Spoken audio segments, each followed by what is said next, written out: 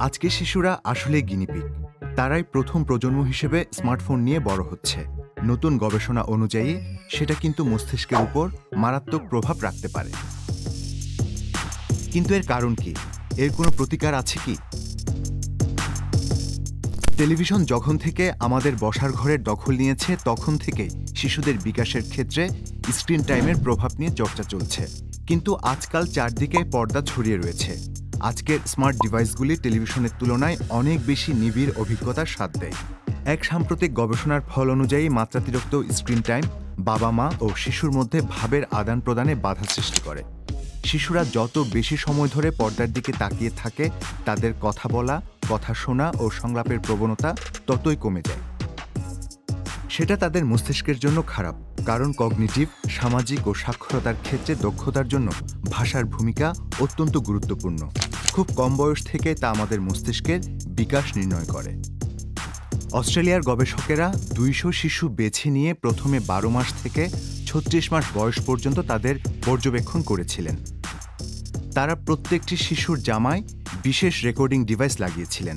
তার মাধ্যমে শিশু ও তাদের বাবা মায়ের কণ্ঠ ধারণ করা হয়েছে। সেই সঙ্গে আশেপাশের গ্যাজেটের শব্দ ডিভাইসে ধরা পড়েছে।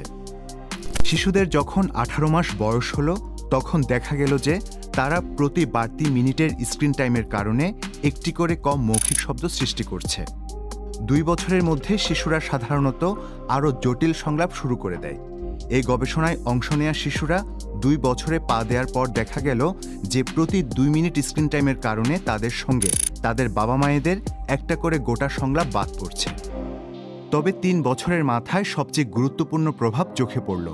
সে বয়সের মধ্যে তাদের স্ক্রিন টাইম ছিল দিনে গড়ে 3 ঘন্টা, অর্থাৎ প্রতি মিনিটের স্ক্রিন টাইমের কারণে তারা বাবা মায়েদের কাছ থেকে প্রায় 7টি করে কম শব্দ শুনছে।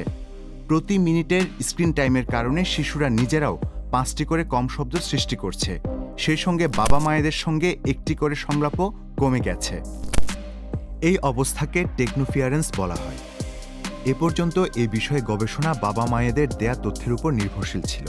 এই প্রথম দীর্ঘ সময় ধরে সরাসরি শিশুদের কাছ থেকে নির্ভরযোগ্য তথ্য সংগ্রহ করা সম্ভব হলো।